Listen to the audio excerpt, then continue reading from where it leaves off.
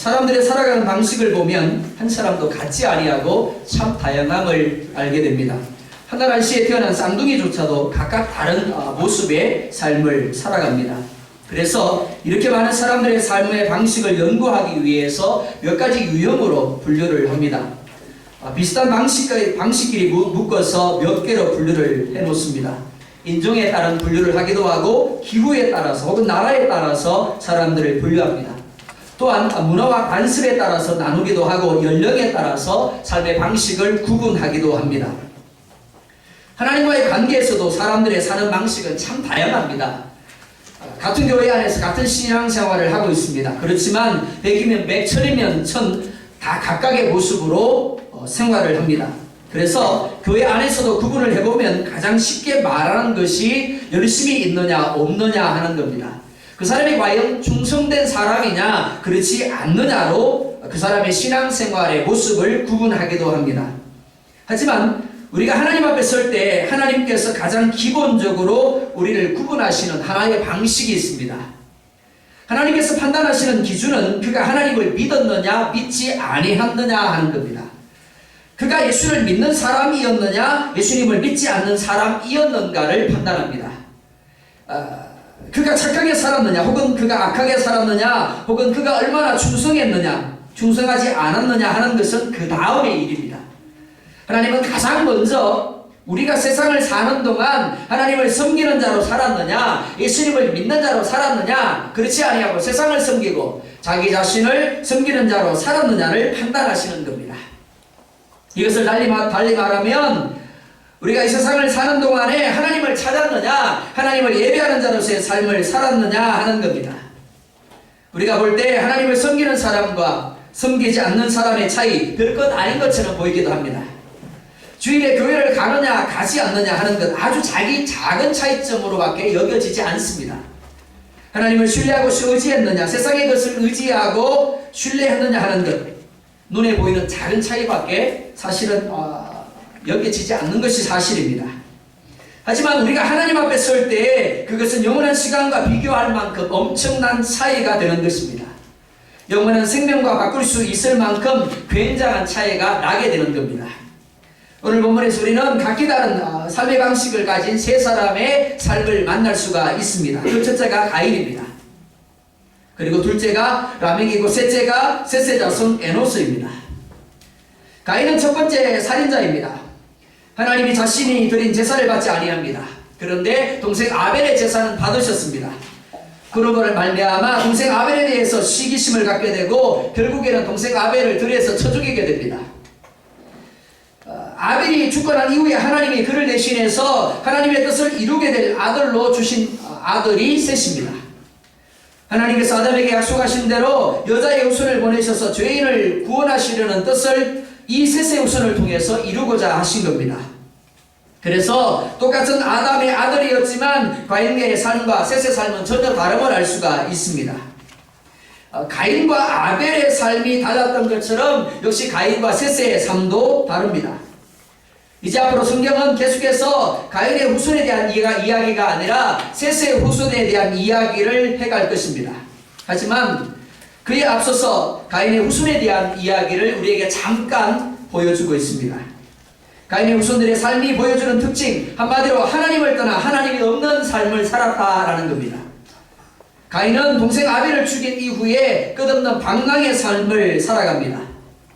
그는 현재 삶에 결코 만족하지 못했습니다. 항상 무언가 새로운 것을 찾아야만 했습니다. 그리고 새로운 것을 향하여 떠나야만 했습니다. 그가 그렇게 한 이유가 무엇일까요? 죄로 말미암은 불안 때문입니다. 공포심 때문입니다. 그리고 불만족 때문이다 라고 할 수 있습니다. 하나님께서 분명 그 누구도 그를 죽이지 못하게 하신다라고 약속하셨습니다. 심지어 표까지 주셨습니다. 그러나 그의 삶은 여전히 쫓기는 삶입니다. 그리고 안정을 찾지 못하는 삶이었습니다. 가인의 삶의 첫 번째 특징을 16절 상반절을 보면 이렇게 말씀을 합니다. 가인이 여호와 앞을 떠났더라. 가인은 여호와 하나님 앞을 떠났습니다. 그러니까 이전에는 여호와 앞에 있었다라고 생각할 수 있습니다. 그는 처음부터 하나님을 몰랐던 사람이 아니었습니다. 하나님을 아는 사람이었습니다. 하나님의 음성을 듣기도 했고 하나님이 계신 것을 바라보기도 했습니다. 하나님께서 그들의 죄악의 되셔서 에덴 동산으로 회복시켜 주실 것에 대한 소망을 가지기도 하였습니다. 그리고 하나님께 감사하다고 하나님의 은혜를 생각하면서 예배를 드리기까지 했던 사람, 그가 가인입니다. 그런데 그런 그가 하나님의 앞을 떠나서 에덴 동쪽으로 나아갔다라는 겁니다. 무슨 말인가 하면 그가 가진 신상 명세서를 보면 과거에 종교 안에 뭐가 적혀 있었다고요? 기독교라고 적혀 있었다라는 겁니다. 그런데 지금은 지워지고 희미하게 자국만 남아있는 겁니다. 그가 하나님 앞에서 떠나가게 된 것, 그가 지은 죄악 때문이었습니다. 그 죄로 인한 하나님의 형벌 때문이었습니다.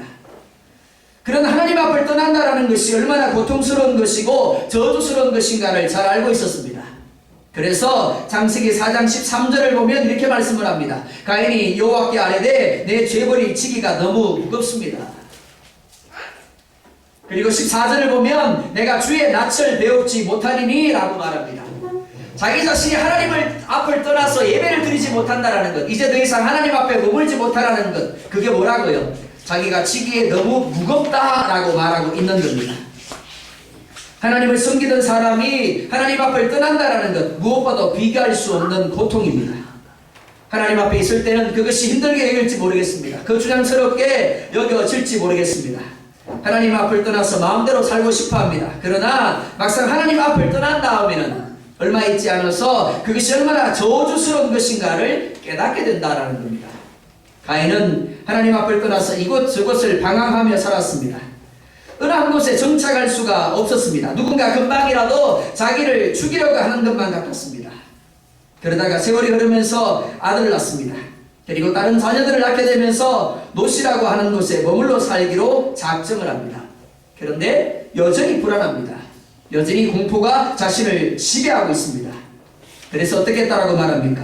자기 집 주위에 성을 쌓았다라고 말하고 있습니다. 자기를 보호하기 위한 자기 성을 쌓은 겁니다. 이것이 하나님을 떠난 인생들이 만드는 하나님의 대용품입니다.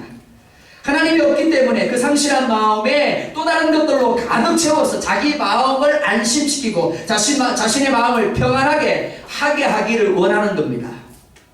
가인은 에덴 동산과 같은 것을 만들었습니다. 아무도 침범하지 못하게 성을 쌓고 그의 이름을 에녹성이라고 붙였다라고 말하고 있습니다. 이 에녹성은 가인의 왕국이었습니다. 거기에는 하나님이 계시지 않았습니다. 가인이 곧 하나님이었습니다.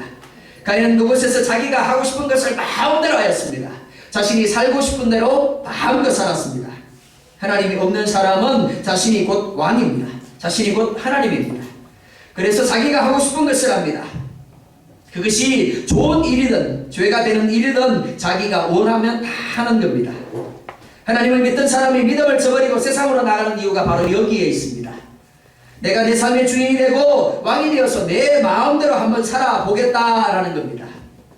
하나님을 믿고 살려면 하지 말라는 것이 얼마나 많은지, 해서는 안 되는 것이 어찌나 많은지 항상 그것에 얽매여서 끌려다니는 듯한 느낌을 지울 수가 없는 겁니다. 그래서 하나님을 던지고 나가 마음대로 살아 조금이라도 평안함을, 기쁨을 누려보겠다라는 겁니다. 그런데 문제가 무엇입니까? 가인은 하나님이 계셨던 자리를 다른 것으로 채웁니다. 왜요? 평안함을 얻기 위해서입니다. 만족함을 얻기 위해서입니다. 그래서 자기 성을 쌓았습니다. 하나님이 울타리가 되어야 하는데 오히려 하나님으로부터 떠났기 때문에 물질을 채우고 명예를 채우고 세상적인 성공이나 쾌락으로 자기 성을 쌓는 겁니다. 가인이 그렇게 살았습니다. 그래서 하나님 없는 죽음을 맞습니다. 평안하기를 원했지만 불안함으로부터, 두려움으로부터 벗어나기를 원했지만 평안함을 누리지 못하고 두려움과 불안함으로부터 벗어나지 못한 채 살다가 죽음을 맞은 겁니다. 은혜를 체험했습니다. 그런데 하나님을 앞을 떠났습니다. 그런 사람이 하나님 앞에 다시 돌아온다는 것 얼마나 어렵고 얼마나 힘든 일인지 모릅니다. 그래서 히브리서 6장 4절로 6절은 이렇게 말씀을 합니다. 한번 빛을 보고 하늘의 은사를 맛보고 성령에 참여함받고 하나님의 선한 말씀과 내세의 능력을 맛보고도 타락한 자들은 다시 새롭게 하여 회개할 수 없나니 이는 그들이 하나님의 아들을 다시 십자가에 못 박아 드러내놓고 욕되게 합니다. 힘들다라고 말합니다. 불가능하다라고 말합니다. 그렇기 때문에 우리는 오늘 우리가 머물고 있는 예배 자리가 얼마나 소중함을 날마다 인식해야 합니다. 오늘 우리가 하나님 앞에 머물러 있다는 것이 얼마나 축복된 것인가를 생각할 수 있어야 합니다. 그리고 받은 은혜를 빼앗기지 아니하도록 이 예배의 자리를 잃어버리지 아니하도록 끼어서 늘 말씀과 기도로 사단의 역사를 분별할 수 있어야 하는 겁니다. 그렇지 아니하면 어느 한 순간에 우리 역시 누구처럼요, 가인처럼 될 수 있는 겁니다. 하나님의 은혜를 충분히 맛보고도 어느 순간 사단에 걸려 넘어져서 결국 이 세상적인 것들로 계속해서 채우고자 하는 헛된 자리에 머물 수밖에 없는 겁니다. 두 번째는 라멕이라는 인물입니다. 라멕은 가인의 후손입니다. 그는 세상적으로 해볼 수 있는 모든 것을 다 해보고 성취하고 싶은 것을 다 성취해본 사람입니다. 그는 세상적으로 본다면 성공한 사람입니다. 먼저 그는 두 아내를 두었다라고 말하고 있습니다.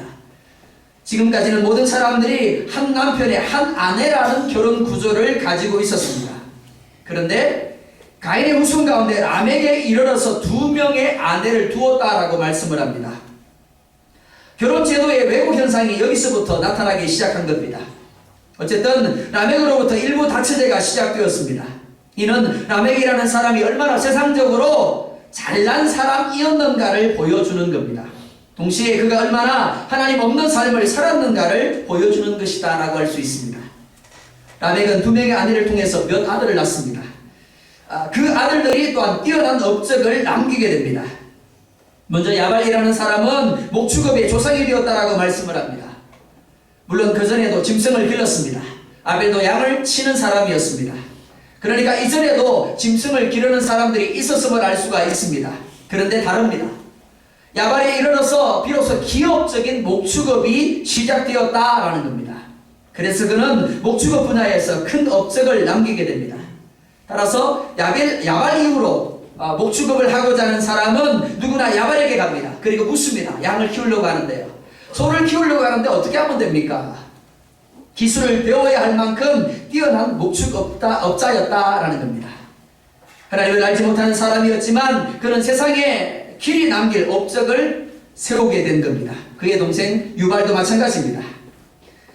그 동생 유발도 형제 야발에 못지 아니했습니다.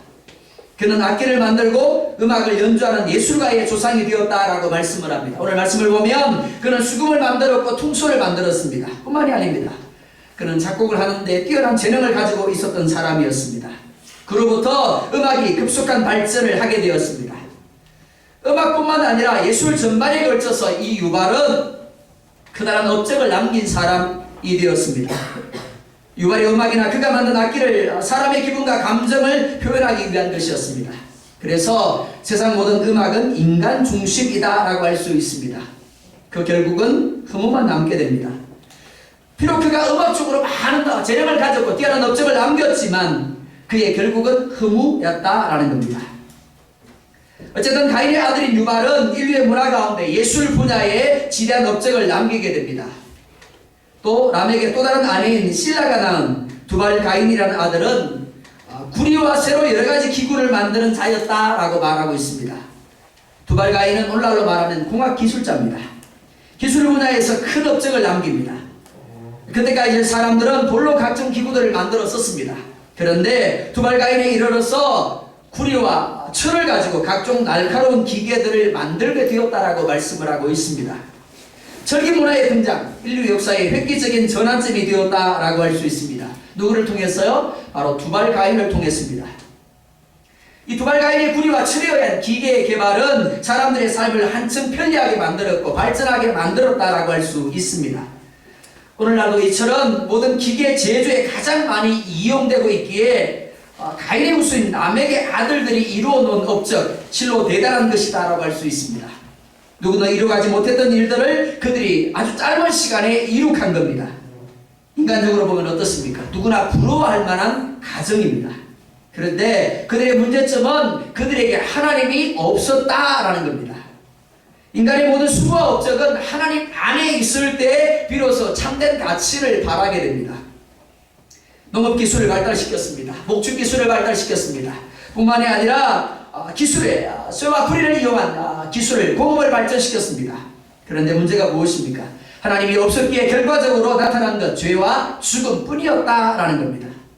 하나님이 없는 인간들이 만든 기술로 더 많은 것을 얻고자 그들은 전쟁을 일으킵니다. 강한 구리와 철로 만든 각종 기계들이 사람에게 분명히 편리함을 가져다 주었습니다. 하지만 거기에서 끝나지 않았습니다. 그것들은 사람을 해치고 죽이고 인간성을 파괴하는 도구로 사용되기 시작했다라는 겁니다. 유발의 음악과 악기는 그런 인간의 죽음과 허물을 노래하는 아무 쓸모없는 것이 되고 만 겁니다. 그것은 그 중심에 하나님이 없었기 때문입니다. 하나님을 떠난 자들이었기 때문에 그런 결과가 나올 수밖에 없었습니다. 라멕은 이런 업적을 남긴 아들들의 아버지였지만 참으로 존경받는 사람이었을 겁니다. 아내를 2명이나 두었고 많은 자녀들을 낳았으니까 그의 삶은 그야말로 아무 부족함이 없고 부러워할 만한 그런 사람이었을 겁니다. 그런데 오늘 성경은 그의 삶이 행복하지 못하였다라고 결론 짓고 있습니다. 왜요? 세상 부를 것 없는 2 아내를 가지고 있고 그리고 그의 아들들조차도 많은 사람들에게 인정받는 자리에 있었음에도 불구하고 그가 행복하지 못한 이유가 무엇입니까? 그는 죄인이었고 살인자였습니다. 그는 성공을 위하여 걸림돌이 되는 사람들을 해하는데 수주하지 않았습니다. 그로 인하여 수많은 사람들이 상처를 받았고 생명을 빼앗겼습니다. 라멕은 자기 마음대로 하고 싶은 대로 마음대로 하면 행복할 줄 알았습니다. 자기의 힘과 권력을 마음껏 휘두르고 살면 행복할 줄 알았습니다. 그런데 그렇지 않았다라는 겁니다. 라멕은 다음과 같이 말하고 있습니다. 가인을 위하여서는 벌이 7배일진데 라멕을 위해서는 벌이 77배이로다. 이 말씀은 2가지 의미를 가지고 있습니다. 그 첫째는 자기 안에 죄로 인한 두려움과 공포가 있음을 고백하는 겁니다. 세상의 모든 것을 가졌습니다. 그러나 오히려 죄가 가져다주는 공포와 두려움은 실제적인 만족이나 행복을 누리지 못하게 하고 있었다는 겁니다. 2번째는 하나님께서 가인을 당장에 죽이지 아니하심으로 인생들에게 보여주신 것, 인간의 죄가 갈수록 커져서 마침내 땅에 가득하게 될 것이고 그 죄로 인해서 인생이 망하게 될 수밖에 없다라는 겁니다. 가인은 회개하지 않았습니다. 라멕도 마찬가지입니다. 라멕도 아주 냉소적으로 하나님의 인자하심과 길이 참으심을 멸시하고 있음을 볼 수가 있습니다. 하나님께서 가인이 살인을 했다라고 할지라도 그를 죽이지 아니하시고 그를 죽이는 자에게 7배를 벌을 내리신다라고 했다라면 내가 사람들을 많이 죽였으나 나를 만나서 나를 죽이는 자는 그 벌이 77배일 것이다. 라멕이 이렇게 말하는 이유가 무엇입니까? 교만에 빠져있기 때문에 그렇습니다. 그 누구도 나를 해할 자가 없을 것이다 라고 자만하고 있기 때문입니다. 그래서 감히 이렇게 말할 수 있는 겁니다. 그러면서 하나님의 오래 참으심을 조롱하고 있는 겁니다. 그러나 라멕의 후손들이 다 함께 멸망을 받은 때가 있었습니다. 그때가 바로 노아 홍수 때입니다. 혹 가인의 길이 부럽다라고 그리고 좋다라고 여기는 분이 계시지 않습니까? 당장 죄를 범해도 징벌이 임하지 않습니다. 가인은 하나님을 떠나 제 마음대로 삽니다. 성을 쌓습니다. 그의 자손들도 세상에 뒤지지 않는 잘나고 똑똑하고 건강하고 아름답고 부한 삶을 삽니다. 그러나 그들에게는 하나님이 없습니다. 많은 일들을 이루었고 굉장한 업적을 남겼습니다. 모든 사람이 두려워하고 부러워할 만큼 자녀들이 잘 되었습니다. 누구보다 지혜로워서 남이 알지 못한 것을 발견하고 개발하는 뛰어난 일을 이루었습니다. 그런데 그 결과는 뭐라고요? 하나님이 없었답니다. 그 결과는 평안과 행복이 아니었습니다. 멸망입니다. 하나님이 없이 사는 자, 하나님을 떠나 사는 자의 삶은 이런 것입니다. 그래서 잠언 24장은 말합니다. 악인의 형통을 부러워하지 말라. 그러나 셋의 우선은 하나님 안에서의 삶이었다라고 말씀을 합니다. 오늘 25절과 26절을 우리 같이 보도록 하겠습니다. 시작.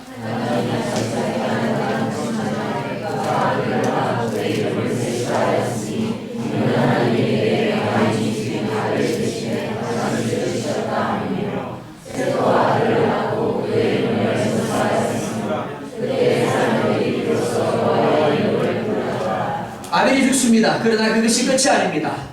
아벨이 죽은 다음에 하나님은 아담에게 또 다른 아들을 주십니다. 아담은 그 아들을 하나님이 대신 주셨다라고 해서 시의 의미, 셋이라고 이름을 짓습니다.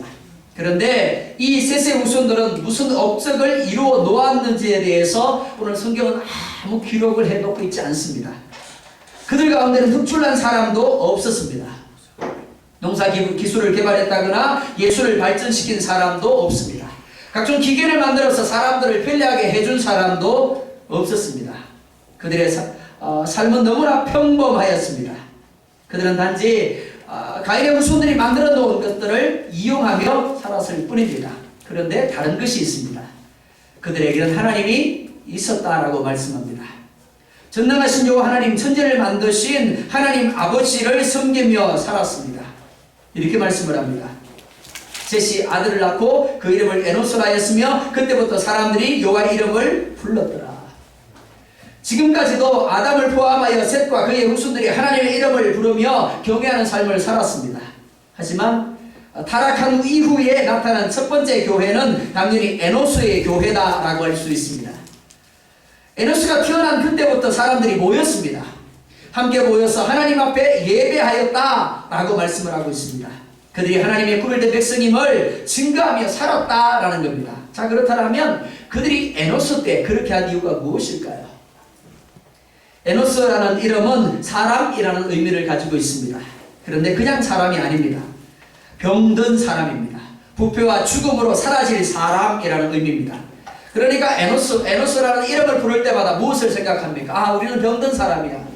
우리는 부패와 죽음으로 인해서 사라질 사람이야 라는 것을 계속해서 떠올릴 수밖에 없는 겁니다. 그러니까 어떻게 된다고요? 계속해서 하나님의 은혜를 구하고 하나님의 자비를 구할 수밖에 없는 겁니다. 그래서 하나님 앞에 예배하는 자리로 나아가고, 그래서 함께 모여서 하나님을 섬기는 자로서 증거하는 삶을 살 수밖에 없었다라는 겁니다. 스스로의 나약함을 고백하면서 하나님 안에서 피난처를 찾기 시작한 겁니다. 자신들이 하나님을 두려워하고 그의 뜻에 따라 행하는 자들로 구별되기를 원한 겁니다. 그래서 그들은 예배합니다.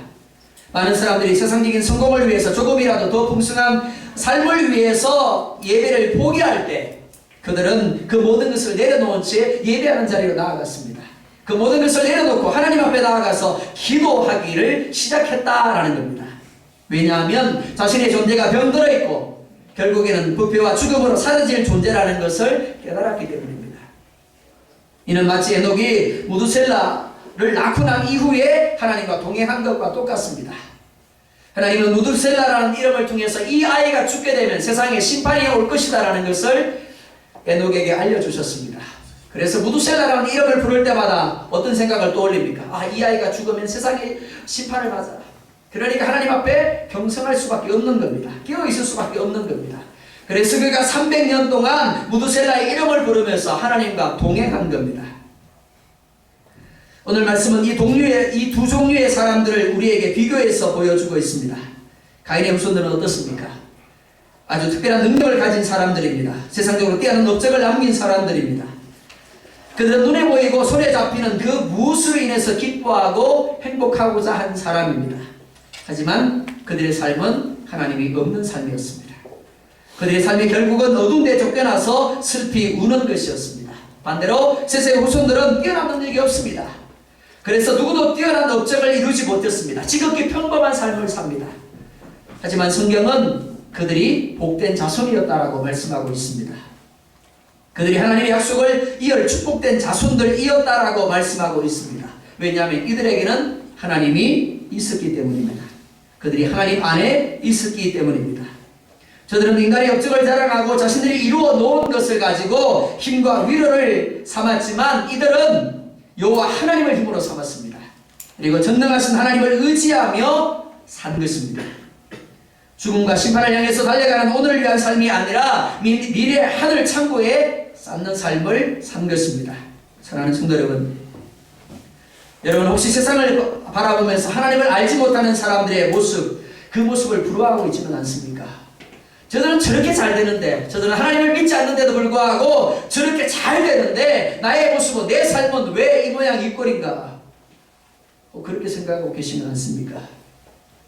하나님 없이 사는 사람은 사업도 잘 되고 자녀들도 훌륭하게 잘 되고 사회적으로 많은 업적들을 세우는데 하나님을 믿고 사는 우리 집은 왜 이렇게 하는 일마다 잘 안 되고 뛰어난 자녀도 없고 이렇게 어렵게 살아야 하는가? 이런 생각을 하고 계시지 않습니까? 오늘 성경은 출세보다 더 중요한 것이 있고 업적을 세우는 것보다 더 귀한 것이 있다라고 우리 가운데 말씀하고 있습니다. 그것은 하나님을 경외하는 것이고 그것은 하나님 안에 사는 것입니다. 여호와의 이름을 부르며 그를 예배하는 삶을 사는 것입니다. 범사 여호와 하나님을 인정하고 그 하나님을 의뢰하며 사는 것입니다. 그 사람은 비록 출세하지 못한다 할지라도 비록 그가 큰 업적을 세우지 못하고 뛰어난 능력을 발휘하지 못함으로 세상 가운데 비록 인정받지 못한다 할지라도 하나님은 그를 통해 놀라우신 뜻을 이루실 겁니다.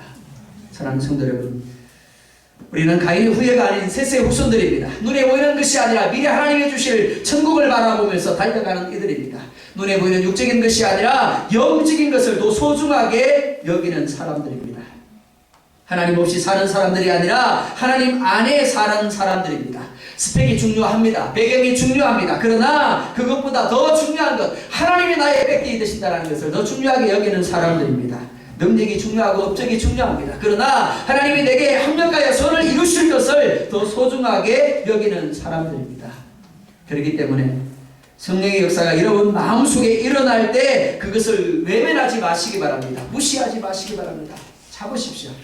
하나님의 말씀이 여러분의 마음속에 감동을 불러일으킬 때 세상적으로 손해보는 것을 전혀 아까워하지 마시기 바랍니다. 내가 내려놓을 때 하나님이 비로소 채우십니다. 왜요? 비지 아니하고는 하나님이 채울 수 없기 때문입니다. 내가 내려놓지 않는다라면 하나님이 아무리 들고 계셔도 올려주실 수가 없기 때문입니다. 하나님이 채워주십니다. 하나님이 더 좋은 것으로 채워주실 것입니다.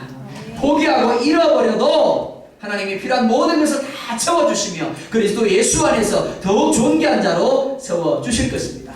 마태복음 6장 33절에 말씀합니다. 먼저 그 나라와 그 의를 구하라. 그리하면 이 모든 것을 너희에게 더하시리라. 당장은 못 되는 것처럼 보일 수 있습니다. 당장은 남들보다 늦어지는 것처럼 뒤처지는 것처럼 느껴질 수 있어요. 그래서 왜 하나님 믿는 사람들은 왜요? 라고 할 수 있습니다. 그런데 결론은 아닌 겁니다. 우리의 싸움은 단거리가 아닙니다. 장거리 달리기예요. 마라톤 하는 사람들이 마치 100m 달리기 하는 것처럼 초반에 열심히 달려갑니다. 그런데 꼬리쯤에는 안 보이더라고요. 중간에 지쳐가지고 쓰러질 수밖에 없는 겁니다. 우리는 우리의 페이스를 조정하면서 하나님이 이끄시는 대로 달려가면 나중에 어떻게 하더라고요? 하나님 우리를 위하여 예비하신 승리의 면류관을 쓰게 되는 겁니다. 요한복음 15장에 말씀합니다. 너희가 내 안에 거하고 내 말이 너희 안에 거하면 무엇이든지 원하는 대로 구하랴. 그리하면 이루리라. 우리가 구할 것이 뭐라고요? 그 나라와 그 의를 구하라고 말씀을 합니다.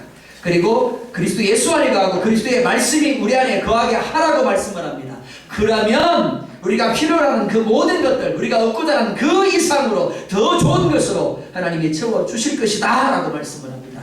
바라기는 이 말씀을 도전하시기 바랍니다. 과연 이 말씀이 신실한지 진짜인지 그대로 이루어지는지를 도전하고 또 도전하시기 바랍니다.